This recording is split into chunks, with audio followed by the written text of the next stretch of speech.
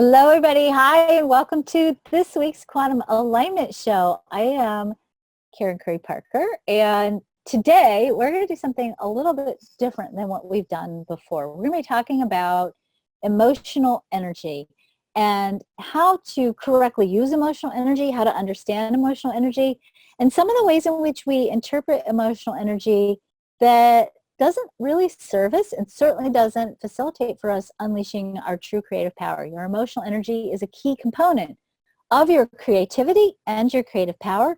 And when you understand the nature of how to work with your emotional energy, you actually not only discover the mystery behind why do you feel the way you feel, but also the mystery behind how do you consciously use emotional energy to become more deliberate and more creative in your life. Now, I usually prepare a slide presentation and I do a little lecture. I was practicing sharing some of this information the other night in one of my calls. This is actually a quantum relationship alignment program that I teach. And I was so pleased with the way in which I was able to communicate what I really want to say about emotions. And honestly, I was a little bit anxious about, oh my God, can I duplicate that again for you guys? But I decided what I do is I'm just to show you the show. I'm going to show you what I did last week in my quantum relationship activation class. So this is actually, we're going to like be having movie night here, right? We're going to be watching a movie, only it's not a movie star, it's just me talking about emotional energy. So pull out your chart, sit back, grab some popcorn if you want to, and I want to share this information with you. And when we're done, I'll take a couple of questions and we'll talk a little bit more in depth about the nature of emotional energy. Now, forgive me for just a second here because I think that I have to unplug my headphones if I do this, Cindy.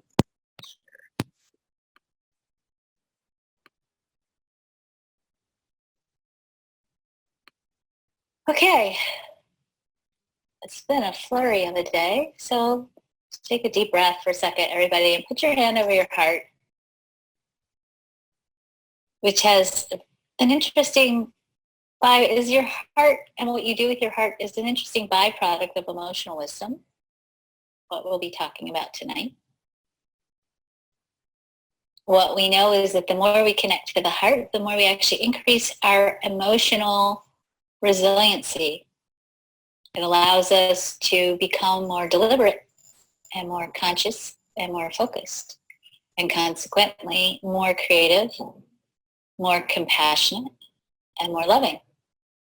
All good things when it comes to being in a relationship with yourself and obviously with others as well.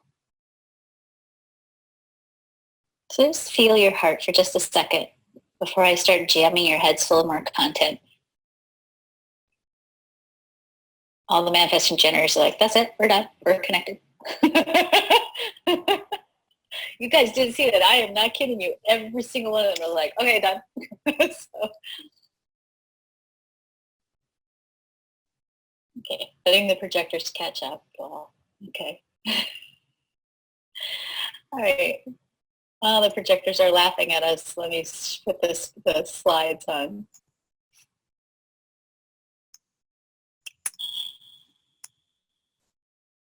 Okay. Are we all back? You all in your heart? Felt nice, didn't it? It was the first time I remembered to do that all day. So thank you all for that. So we are talking tonight about emotional wisdom, and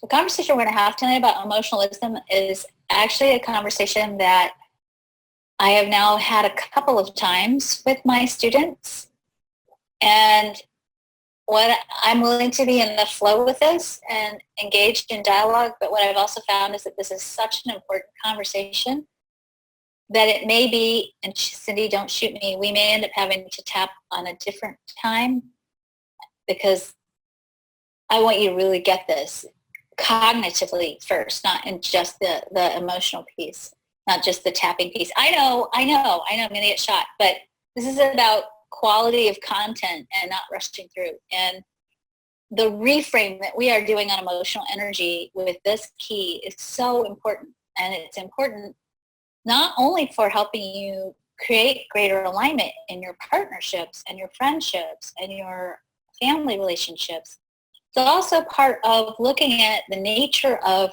the real nature of your creative energy and how that creative energy, how you can really tap into that creative energy in a conscious and deliberate way. Because I think truly it's one of the most important things, one of the most important skills we need to know how to use at this important time, at this important crossroads on the planet. So let's talk about emotional wisdom.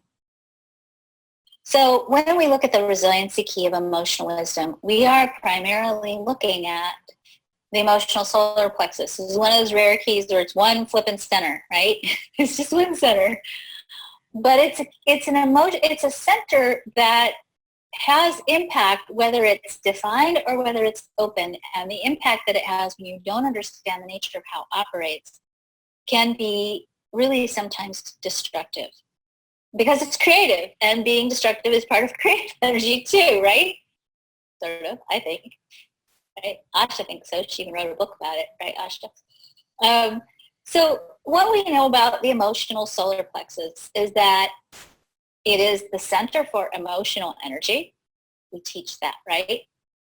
It is oftentimes in human design, you'll see it called an awareness center, right? It's the center for awareness.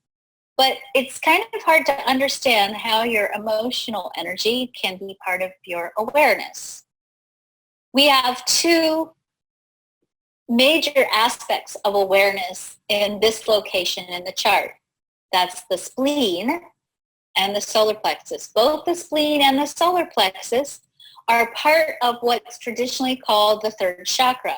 In human design, the third chakra split in the late 1700s into the solar plexus and the spleen, setting us up for a new way of making decisions, for a new way of understanding the world, and most importantly, setting us up for a new way of creating in the world. The spleen, which is the center that we most commonly rely on, as you guys know from our conversations when we had the talk about courage, the spleen gives one impulse and one impulse only, and that impulse is the pulse of fear. Fear is the marker or the pulse that the spleen gives us that indicates to us, oh, hey, we need to pay attention. There's something going on here that we need to take some action on, right? I should run from the bear. I should not go in the dark alley. I should not go out with this guy, whatever it is, right? The spleen is instinctual. It's old energy. It's energy that is rooted in our more animal nature. But as we have evolved, and most importantly, as our consciousness is evolving, we are moving, I'm going to say, away from the spleen. And let me just say, we're not getting rid of the spleen. Sometimes people think, oh, we're getting rid of the spleen. We're not getting rid of the spleen. We'll still have an immune system. We'll still have that pulse like, oh, hey, don't go in that dark tunnel, right? But it's not the primary driver in terms of awareness. The primary driver in terms of awareness becomes the emotional solar plexus. The emotional solar plexus gives us a different kind of a pulse than fear. It's not a pulse that's as understandable as fear. The spleen is sort of like fear or no fear, right? To a certain degree, the awareness of the spleen is somewhat binary. It's like freak out or not, feel good or not, right? The solar plexus is really more about how do I feel along the spectrum continuum of emotional awareness, emotional well-being, and recognizing that you will calibrate yourself to create whatever you create in your life, including your relationships, in harmony with how you feel in your solar plexus. Okay? Let me extrapolate that out and make that super, super basic. And I really appreciate you being patient with me and letting me explain this to you, because I really, as I said, I want everybody on the planet to get this right now. That's my mission right now. Everybody on the planet needs to get this, okay? When we look at the gates on the emotional solar plexus, and we look at what we can be creating, out of the solar plexus. We have, through the 4037, the capacity to create sustainable peace and the kinds of resources and agreements necessary for us to be able to sustain peace in the world.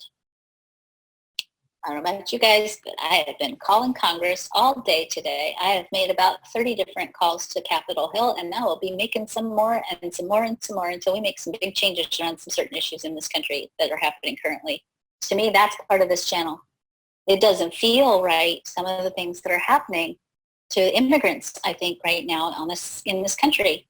And that feeling level is spurring me, at least, and a lot of people into action, because the nature of our human configuration says we have enough resources to create sustainable peace in the world. And that means we keep families together. As an example, that's not the only one. It also means we feed people, and we set up rules and regulations that are equitable for people.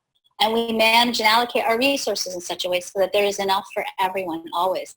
That's true on a collective level. It's also true in your personal life, in your relationships, that when we are operating from the highest expression of this energy, that's also what we create in our relationships. We go into relationships with, a win-win consciousness about how can we craft an agreement and a level of sustenance in our partnerships that we both get what we want in a sustainable way, right? That's what this channel creates.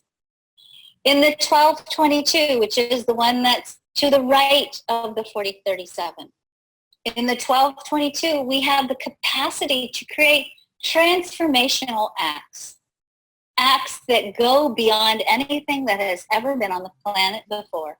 And for us to be able to tap into the resources for the seemingly impossible, we have to know how to surrender and trust in grace. In the 3536, we see that when the mood is right, when the emotional frequency is correct, we have the energy to bring forth new experiences and to expand the possibility of what's available to humans, if we believe in it enough. Moving clockwise, in the 4130, that goes from the root to the solar plexus, we have the drive to, through our response to what the world around us is showing us, to create something even better, something even more juicy and delicious, something even more possible, create more space for possibility if we can fantasize, use our imagination, and hold a fire to the desires, to the degree to which we can sustain the vision until the vision manifests itself. Through the 3955, which is the channel that connects the root to the emotional solar plexus, we have the energy, the drive to continue to trust in spirit as source, and to know that when we have the faith, there's faith all over the solar plexus, by the way. When we have the faith, when we trust in source enough, we will be given everything we need, all the support, all the food, all the connections, all the love, all the everything. And that when we override that because we don't believe in it, then we create from a place of lack. And whatever we create from a place of lack is not sustainable. Spirit is sufficient. It's sustainable. Our little attempts to make things right when things don't happen in our own sense of timing, when we're not in charge of timing, or when we're afraid we're not going to get enough, that's when we kind of screw things up. In relationships, same thing. If you think you're not enough, or you think you don't have enough, or you think you're not going to get enough, in this channel right here, we can create an interesting shredding and ripping apart of the theme of sufficiency in partnership. We get into competitive energy even in our partnerships with each other. In the 1929, we see the possibility to create genuine intimacy and genuine caring, and the capacity to create the contracts necessary to protect love and the bonds of love, including marriage, if you decide to be in marriage. We also see a place where we learn to love and accept each other differently, and we drive our sustenance and our resources from more sustainable places, and we share what we have. In the 59.6, just to add a nice little spark of juice to it, we see the capacity to create juicy sexual connections. Got to have that in there, right? As a human experience. We have, see, all my open cycle people are like, yeah. Okay. We have the capacity to create sustainable, nurturing, caring support for the people we love. And we see the capacity, again, to have a deliberate, conscious response to challenge and to respond to challenge with equitable, that word aside, with fair, we'll use fair, with fair results, fair agreements, and again, with peace. That's what's in this solar plexus if we use it correctly, right? But we are kind of confused about emotional energy. We have feelings, right? We talk about feelings. And most of the time when we think about feelings, our feelings are reactionary, right? We blame other people for our feelings. You make me so mad, right? Or we identify with our feelings. I'm sad. I'm angry. Let me just gently remind you that the source of your identity, I'm going to show you this. It's important. The source of your identity is right here. This is the G center. In fact, when we look at what's called the voices of the throat, this 10-20 connection here from the G to the throat actually has the voice of I am. I'm not going to talk about this tonight, but one of the things I don't talk about a lot that I'm going to talk about later this year, this summer, is the mystical circuit. There's a circuit in the human design chart that actually is all about transcending and becoming who you truly are in a way that allows you to serve spirit better or serve your source better. And this channel is actually the end channel for the mystical circuit. And it ends with the phrase, I am, right? I am. And, those of you who are familiar with consciousness and deliberate creation know that I am statement is incredibly powerful, right? It sets the tone. It sets the direction. Your identity is up here. It's not attached to the solar plexus. So you start going, I am sad. You're like really confused. That's down here. You can't be sad. You can experience sadness. You can, feel sadness. You can sense sadness if your solar plexus is open. But you can't be sad. And that conversation about being your emotions starts to put us in a very defensive position around our emotional energy, right? You're going to fight for how you feel because that's who you are, right? And it's not a really healthy dialogue if you think about it, right?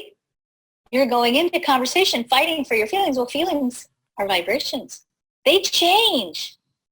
How you feel today for some of you might be completely different tomorrow. And some of you have that experience a lot, right? When we're in relationship and in partnership and we're fighting for this emotional energy, how dare you tell me who I am? I'm sad and I'm angry, right?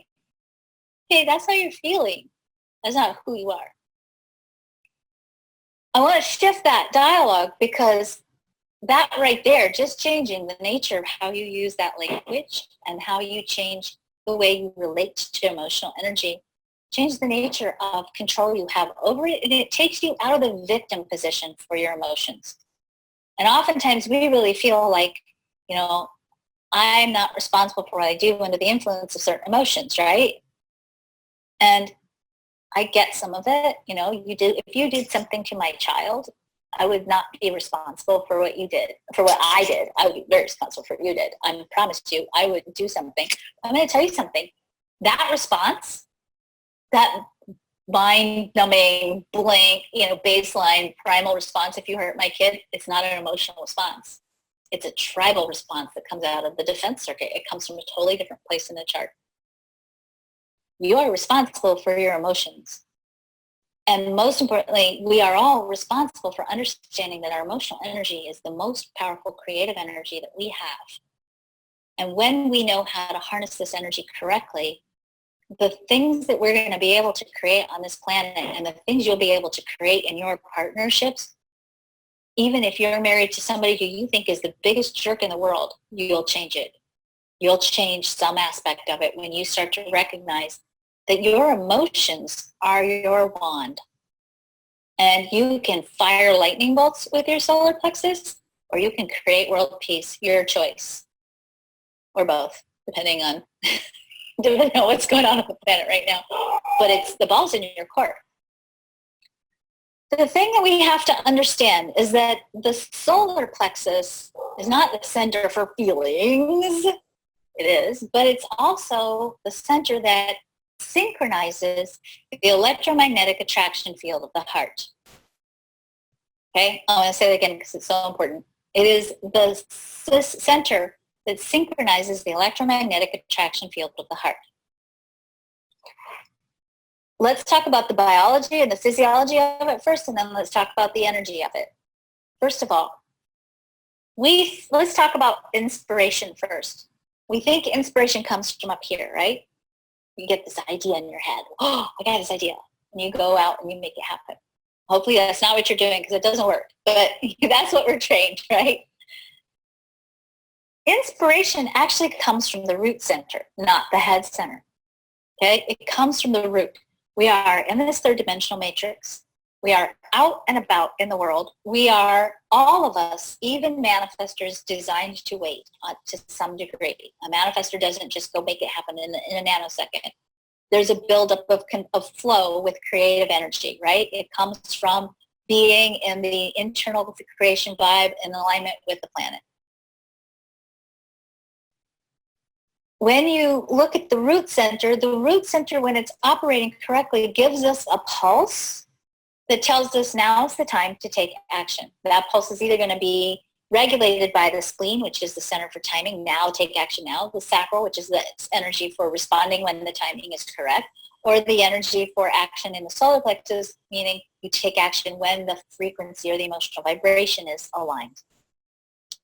The root center takes its inspiration from what it experiences in the world. You go out in the world, you see stuff, you go, oh, that would be nice. I'd like to have more of that, please. Or you see stuff and you go, no, I don't want to have that in my reality. No, thank you. Or you see something, you go, I like this, but you know how you can make it better? You are constantly dancing in this third dimensional matrix. And this third dimensional matrix is inspiring you. When you get inspired, you then, and this is the step we skip a lot, you then drop into your head or jump into your head and begin to use your imagination, which is, by the way, what you're supposed to be using your head for. Your head and your ajna are for imagining, not figuring out. So you get inspired, you go out in the world, you get inspired by what you see and feel and sense and all the experiences that you have, and then whoop, you go up into your mind. And your mind begins this inspiration. Let's talk about the biology of this. 85% of the neurotransmitter serotonin and many other neurotransmitters are actually created in the gut, in the GI tract, in the large intestine, okay? Serotonin, by the way, is the neurotransmitter that is responsible for focus and attention and emotional regulation. When you have a healthy GI tract, when you have a nice healthy biome in your gut, your body produces a nice amount of serotonin, you feel good, and your ability to focus goes up. Now, when we think about the creative process, we look at the science of deliberate creation or the science of manifesting. We see that intention, creating something in alignment with a high vibrational frequency, and attention are the two creative energies necessary for manifesting. When you have healthy gut flora, your ability to hold a high level intention, a higher order intention, and your ability to hold the focus necessary to stimulate your imagination and to use your imagination enough to calibrate yourself to begin to create the next step in the process. When your serotonin levels are high, your creativity goes up. Scientists are discovering every day there is a much greater brain-gut connection than we thought. And it's not just related to the flora and the bacteria in your gut. It's also related to what's called the vagal nerve. There's a central nervous pathway through the body that unifies the brain and the gut and the heart and all those other things in between. Your body is very beautifully connected. So here's what happens next in the process, okay? You saw something, you got excited, you got inspired, you started imagining. You're in the mind, right? The brain operates through photon storms. It's creating all these photon storms and sparks because of this great idea you just had. Now you're using your imagination to think about this idea, and your body, your brain, begins to produce even more neurotransmitters. Those neurotransmitters in turn stimulate your emotional response. Your emotional response in turn stimulates your heart. If we go back and we look at the solar plexus, it gets connected some way, shape, or form through the heart, right? It's either going to get through the G or through the will center. The heart center contains a magnet, a magnetic monopole. It is a magnet that only attracts. It is a magnetic force that pulls into your reality opportunities, experiences, relationship situations. Even in your current relationship, it can change the nature of what you experienced in your current relationship when you shift what you attract, when you shift your point of attraction, your vibrational frequency. In other words, your imagination triggers your feelings calibrates or synchronizes or harmonizes your heart's magnetic resonance field, which in turn then draws or attracts into your experience opportunities, experiences, relationships, partners that match your emotional frequency. That's what the solar plexus is designed to do. It's not designed to be emoting all over the place for no reason and then justifying it because you saw it on Roseanne Barr or some other terrible TV show where people were using terrible sarcasm at each other. Your solar plexus is designed for you to calibrate it more and more deeply towards abundance, sustainability, equitability, and love. And the more we stay connected to those energies and stay in that place of imagining possibilities related to those energies, the more we turn that vibe up, the more we calibrate our own personal reality to something more aligned with that, and the more we continue to, in our joint connections, because all of our heart centers are connected and they are electromagnetically connected, the more we create to attract, the more we attract and create not only what's good for us, but ultimately what's in higher order for the planet. Make sense? Okay, I'm not done yet. See, I told you I have a lot to say about this, so hang with me here. The defined solar plexus, you have a defined solar plexus, that's 50% of you, has an innate emotional waves. Okay, it has innate emotional waves, and it's emitting its own emotional frequency out to the world. Don't I know it? I live with someone with 3955, okay? The defined solar plexus, in order to create, has to wait for clarity. That takes time. Clarity doesn't happen in the moment. And I want to define what clarity means, because I think in human design, when we talk about waiting for clarity, we don't define it well. We define it, well, I think sometimes when I say wait for clarity, I think, and I have taught it this way before because I didn't understand it the way that I do now. We think it means that you kind of wait until it feels right to go say yes or no to something. And we think that in that process of feeling our way through it, we're like feeling all the different possibilities and options. And sometimes we feel like yes, and sometimes you're like no, and oh, it's just this massive, weirdo, confusing thing we have to go through until we go, okay, I got it now. That's a very confusing way to think about the solar plexus. And I think no wonder so many people are confused about what is this wave thing, okay? Let's talk about how that really works. If you are emotionally defined, what that means is that when you get something in your field that is correct for your type, so if you're a manifestor, you're waiting for your correct inner timing. If you're a generator, you're waiting for something to respond to. Same thing for manifesting generators. If you're a projector, you're waiting for an invitation. If you're a reflector, you won't have a defined solar plexus, so it's moot for you. What that means is that when that, whatever that is, that opportunity shows up, and you go, oh yeah, I'd like to do that, you have to wait and make sure over time that your response to that possibility stays true and consistent. So if you, let's say you're a generator and you get something to respond to, you have to, and you're emotionally defined, you have to go, over the course of however long you need to make sure it's the right decision for you. The trick with the solar plexus when it's defined is there's no magic formula for how long do you have to wait. I wish I had one, because everybody wants to know, well, how long do I have to wait? You have to wait until you know that, okay, it's consistent, it's going to stick, it's not going to flip-flop back and forth.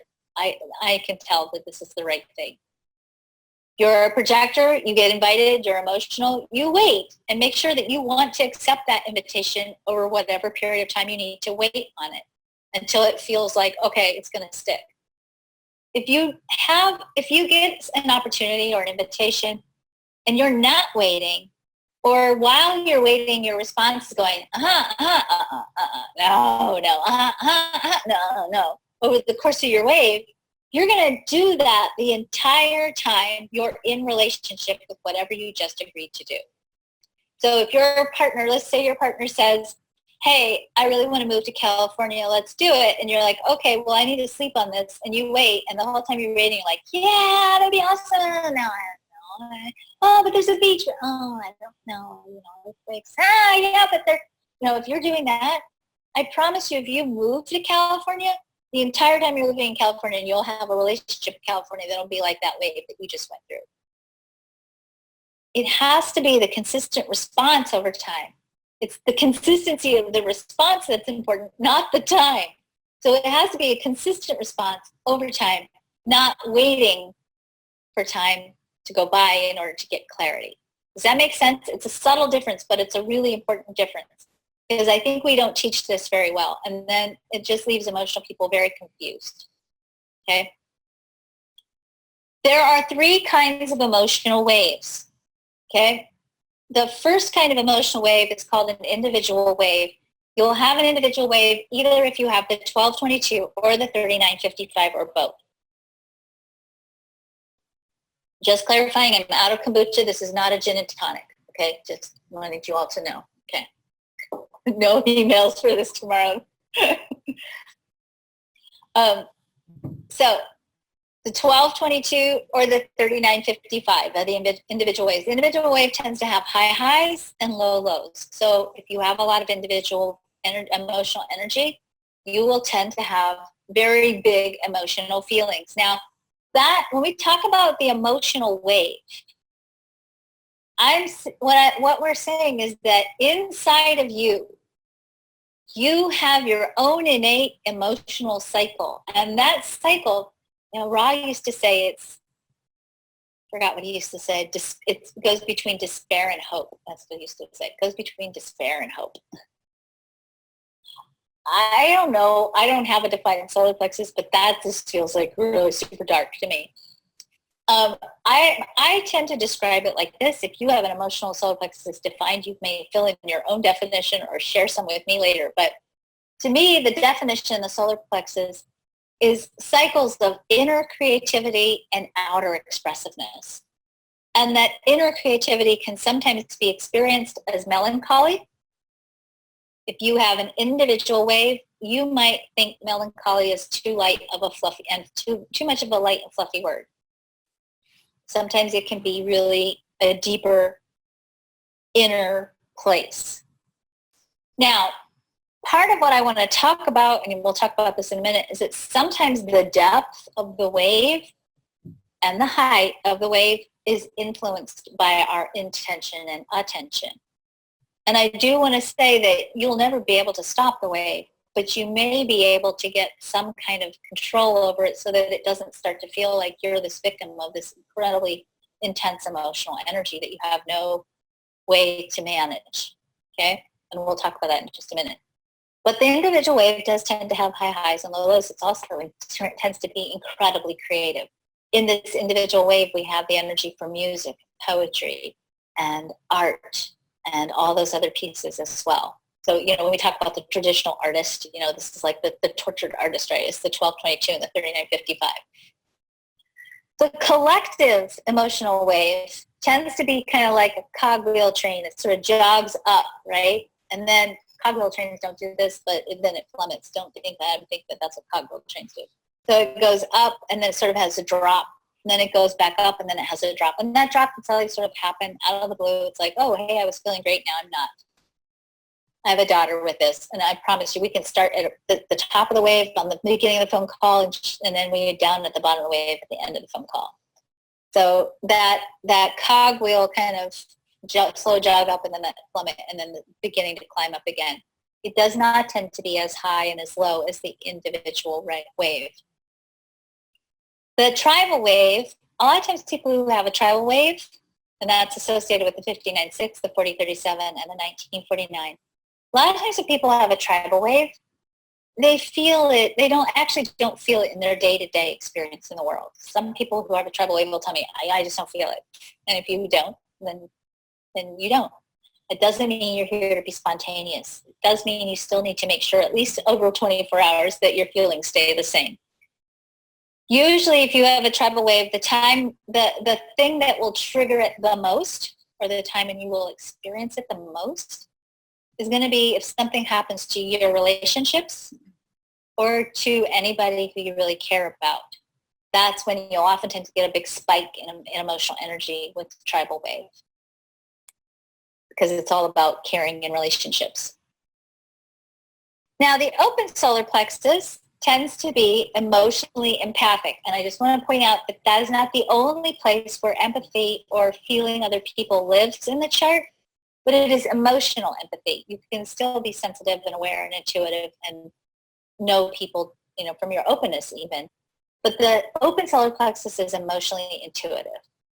Because you can feel in an amplified way other people's emotional responses, other people's emotional feelings, when you feel that in an amplified way, because it can be really intense, especially if the emotions that we judge, we're judging other people's emotions and we're calling them negative, right? Somebody's sad or they're upset or they're angry.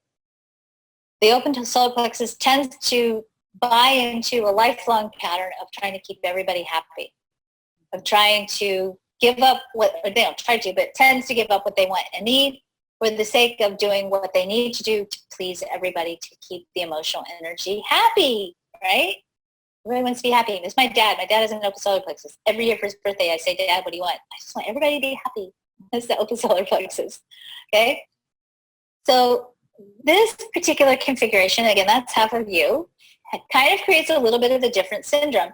Still not using emotional energy for creativity, okay? Still using emotional energy to, not trust, to not feel safe, to not be aligned, and bypassing your own needs and desires and not creating what you need and want, but doing it in a different way. It's a very different pattern and oftentimes a pattern of codependency. How are we doing so far, Cindy? I'm not seeing any questions. Are we good? We're good. Okay, so I'm just informing you, you can send a note to Kristen. She's going to shoot me. We will need one more class for tapping. I will send a note to Kristen. I'm sorry, you guys. My open solar plexus is now feeling guilty. Is this okay? Are you good, Gavin? Smiling? Okay, you're good. Do you get why this is really important to understand and how this impacts your relationship energy? Okay, good. Just checking. Asha, you're not saying yes. Okay, good. All right, back to where I was. That's the slides. Let's see. Okay, how did that happen? This day. Hold on a second. I lost the slides.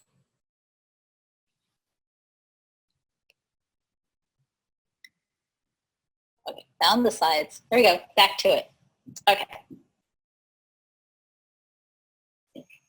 Oh, Christina's going to be so mad at me. I can't not teach what I need to teach and then quit the class because, oh, hey, we ran out of time.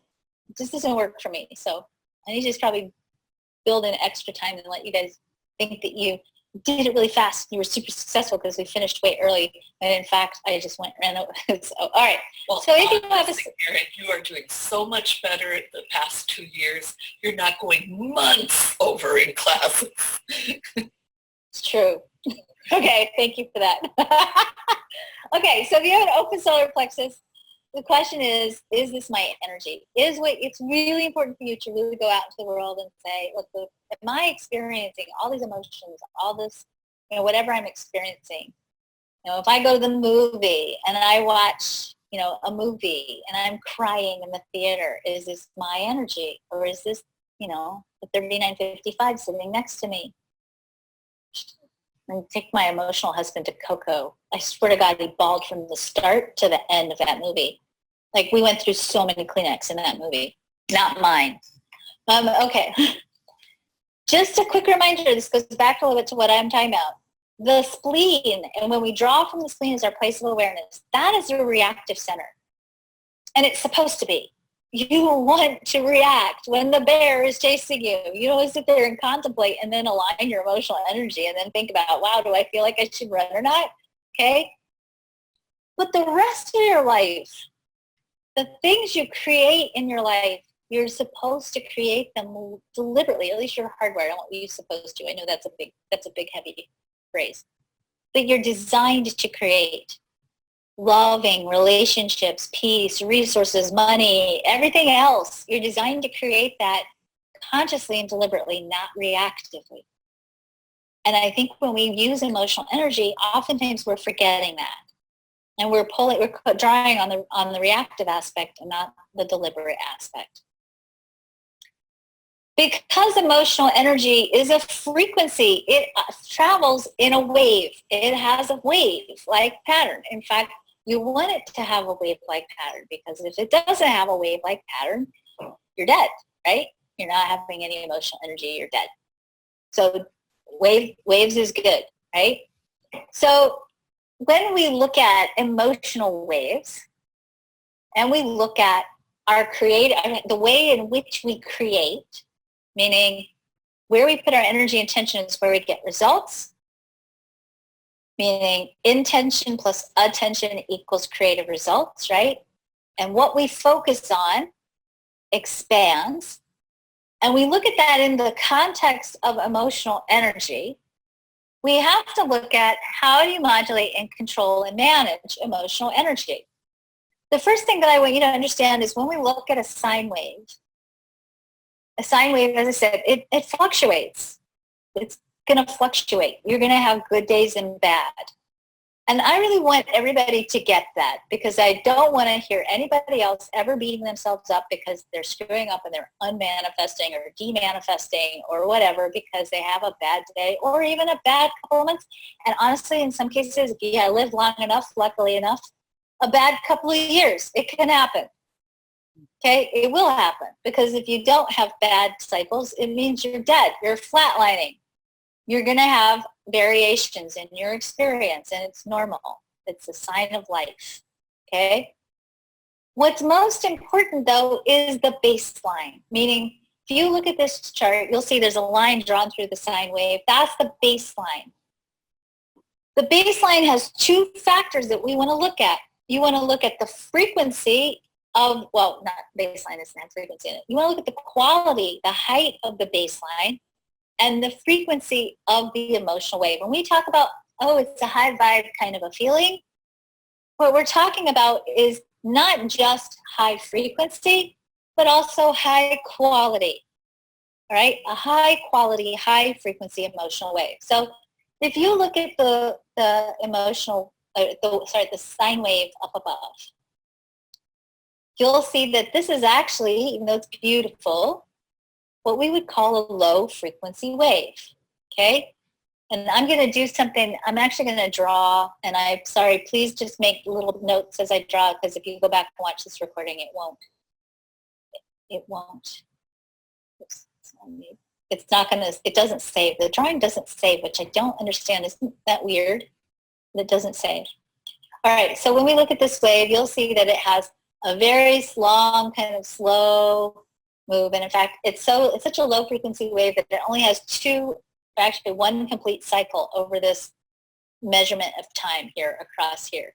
This wave down here is called a high frequency wave because if you look at it, look at how many little ups and downs we get in the same length of time as the wave above, right? So a high frequency wave has a lot of variability in it. It moves quickly. It has a lot of fluctuations between up and down. What's really nice to know about that is because it moves so quickly, the experience of the highs and lows are not as perceptible. You don't feel them as much because you're not spending a whole lot of time up here and then a whole lot of time down here, right? That's the first thing to know. The second thing you want to look at is what's going on with the baseline. Now, this particular chart isn't a very good example of how you can change your baseline, but if you look at your baseline frequency, that's the median between the highs and the lows, right? You're looking at this baseline frequency, which is really the most important indicator of how well are you doing. If you're down here, I'm going to use a different color. If you're down here on your wave, oops, you stay there. You're down here on your wave. Okay, this is not working wave.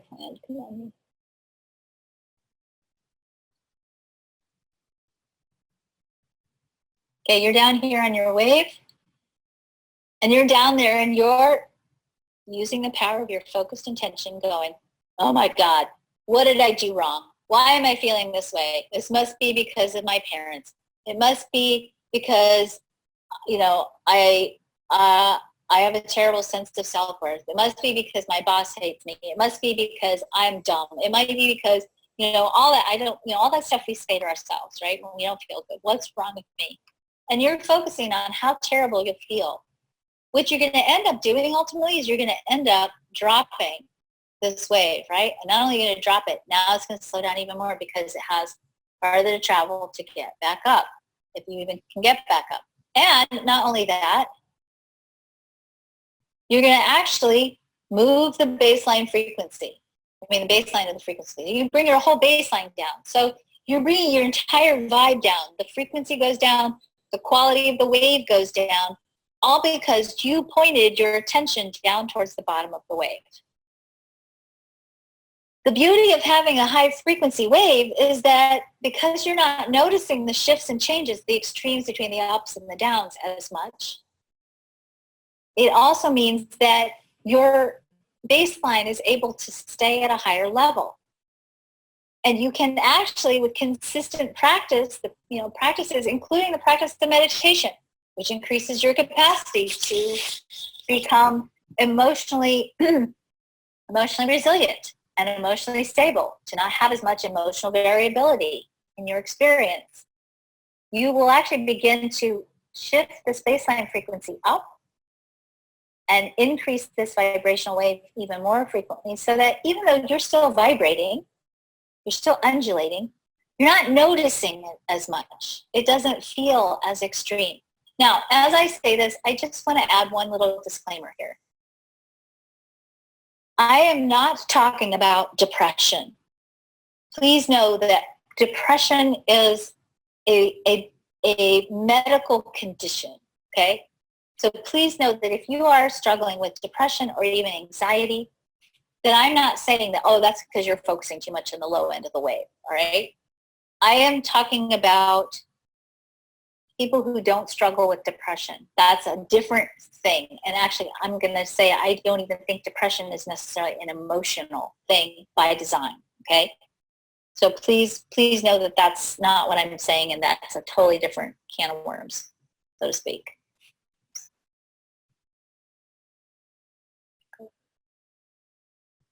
So when you are experiencing your wave, again, remembering that learning how to focus your intention and attention to create a different quality of vibrational alignment will shift and change what you end up attracting and creating in your relationships. Why am I telling you this? Let me get out of here. I'm telling you this because before we can tackle emotional wisdom, you have the cognition, you have the knowledge, it's not the cognition, but you have the knowledge about how does this work. The second reason I'm telling you this is because I want you to start, at least until we meet again, which I think is next week, Cindy? Looking. So I want you to start paying attention to what is your emotional response to what's going on around you. And I want you to just, for your own sake, start tuning into how much degree of, I'm not going to say control, because I think we have a lot of negative connotations around emotional control, but how much deliberation do you have around your emotional response? Yes, Cindy?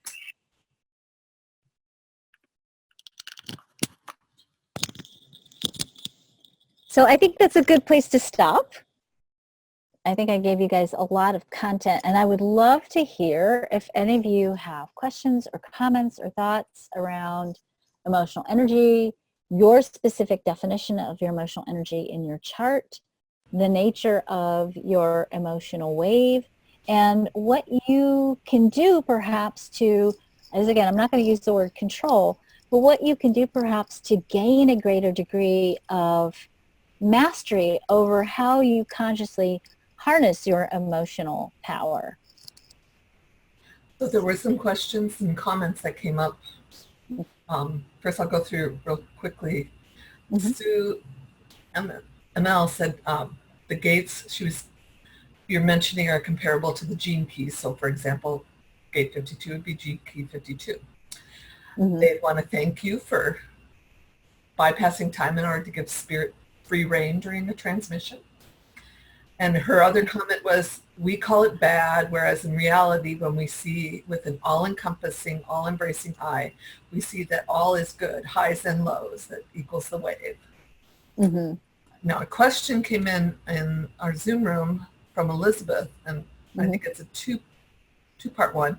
What if you have, when you're talking about emotional waves, what if you just have the hanging gate 22? Do you have to have the whole channel defined? So it's really interesting. If you only have one gate that has the potential to connect to the emotional solar plexus colored in your chart, anytime you have one gate like that, and it doesn't matter where it is, it acts like a little magnet. And it's actually what we call an electromagnetic attractor, right? So you're always looking for people who have the other half of that channel. And so that electromagnetic force, that hanging gate, is looking for people who have the other half. And when you find people who have the other half, what happens is in the context of your relationship, you now live out the theme of that channel. And also, if you're emotionally open, you'll also live out the theme of emotional energy in that relationship.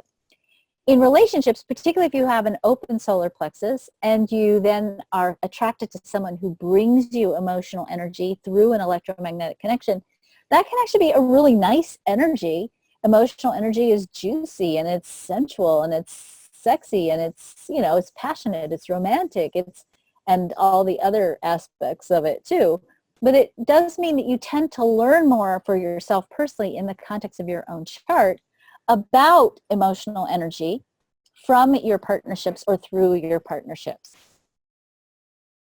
So to continue, Elizabeth was kind of continuing that. You mentioned in there, in your talk, that inspiration comes from the root. Mm-hmm. She's a 1-3 manifesting generator with an open root, and her partner is a 6-2 generator with a defined root. When we're together, she gets tons of inspiration, insight into the relationship challenges, storage solutions, fixes for her computer, clarity and energy, on and on. But it drives him crazy that she can't seem to do this without them. Is there a way she can engage this energy without talking to him? He really only wants to engage in action and rest. No interest or energy at all for planning and structure. It exhausts and frustrates him. It's interesting because I'll tell you this. Emotional energy, if it doesn't make it to the throat, and he's a generator, if I'm remembering correctly, he's a generator. So a generator doesn't get that emotional energy to the throat. And so when you don't get that energy to the throat, and that'll be generators, projectors, and of course reflectors, there's not a lot of talking about emotional energy that happens. And I can easily see that for him, emotional energy especially if he's with you and you are a manifesting generator, and I'm assuming that maybe in that connection you guys get emotional energy to the throat in your combined charts, that for him that's an I'm not going to say it's unnatural, but that's not the nature of how he is in his own aura. So he probably enjoys some elements of that communication, but it can also literally be a depleting piece for him. There are within emotional energy, especially through the 3955, which is the channel that runs from the middle of the root center to the solar plexus on the right, or through the 1222, if you get either one of those two channels connected, because those two channels are highly internally auditory, they are channels that often operate through what we call knowingness, meaning people who work with that energy or have that energy defined in their chart, they know things. And they don't always know how they know that they know. And because they know things, sometimes they struggle to articulate or to explain things. So sometimes you can really struggle with the language part. If you got the 59.6, here's part of something for you to try. Elizabeth just sent me a little note saying it's the 59.6, which connects the sacral to the solar plexus. First of all, it's a really juicy connection. That can actually be, sometimes that can be a very sexual, very sensual connection. It also is a very tactile connection. So one of the things you can do if you have a partner where you have that kind of a connection is make physical contact when you're talking. Like you may put your hand on his shoulder or hold his hand and then from that connected physical place, then communicate. And sometimes that physical connection piece breaks through to the aura and kind of brings them back into the body so they can be more present to the conversation. And also then recognizing though, sometimes that's a tendency to need to communicate more physically than verbally. If he's become, and I don't know what the resistance might be, and it may be that there's burnout happening there, and that might be some other issue in the relationship, but certainly that intimacy, that physical connection piece can oftentimes help with that particular configuration in relationships. So it's now at the top of the hour. I had one more question that came in on Facebook. Did you want to take? Yes, I'll take one. We'll take one more question. Yes. Diana asks, I have 3 of them defined: tribe, individual, and collective, and of course the defined center. Which one will have the most impact on my emotional state? I tend to bounce back relatively quickly. So I joke about this. I mentioned one of my daughters has a lot of emotional definition, and she, just like you, she has all 3 waves. And the joke in our family is, you don't like the mood, wait a minute. There's certainly a lot of variability in her emotional energy. I do believe because of the intensity of the individual wave, we tend to, even if we have a couple of different kinds of waves, experience or feel the nature of the individual wave the most, because it tends to be the high, low, and much more dramatic than the other waves. So that tends to be the one that you'll experience the most. I do find though, and I'd have to look and see if you have a root connection to the solar plexus, but I do find that sometimes, especially if you have a root to the solar plexus, physical movement can sometimes stabilize some of the emotional energy. And here's some other pieces to think about.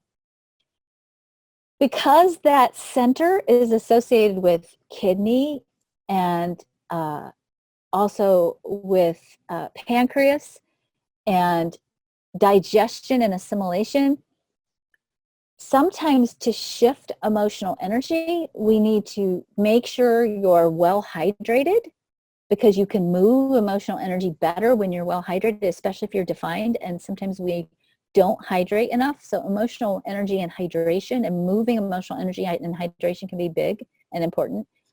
And this is something just to be mindful of, because there's a sugar connection there. That's that pancreas, the digestion of the sweetness.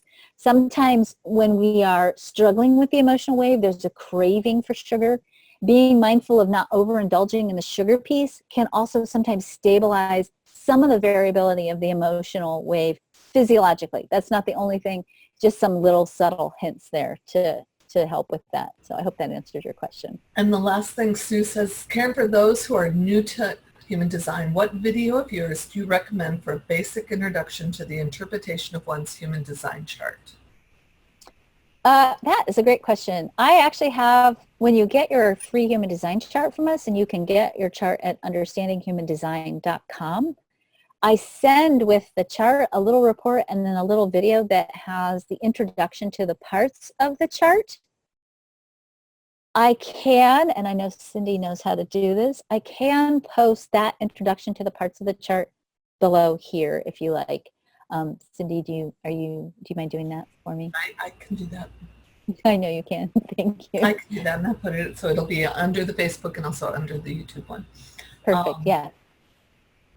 So, and then your 9 centers one, the one that you just. And the 9 centers, yes, yeah. Like not last week, but I think last week Rebecca was here and she did an awesome job about talking about celestial weather for the summer.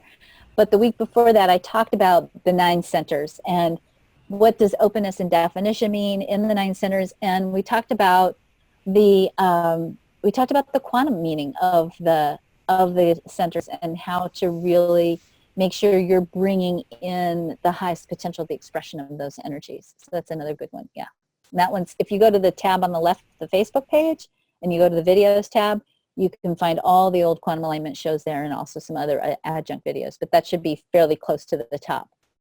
So. And we're past the hour. All right.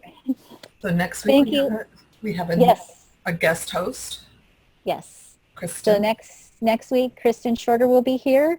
Do we know Kristen's topic? She's probably going to talk about something related to relationships and maybe related to parenting. She said her topics is a little bit on emotions too, so we're going to go further into it possibly with. Ooh, we're gonna have a July full of feelings. So anyway, thank you all so much for joining me, and I appreciate you participating in my experiment and watching the videos. So we've never done that before, so I hope you got some popcorn and enjoyed the emotions show.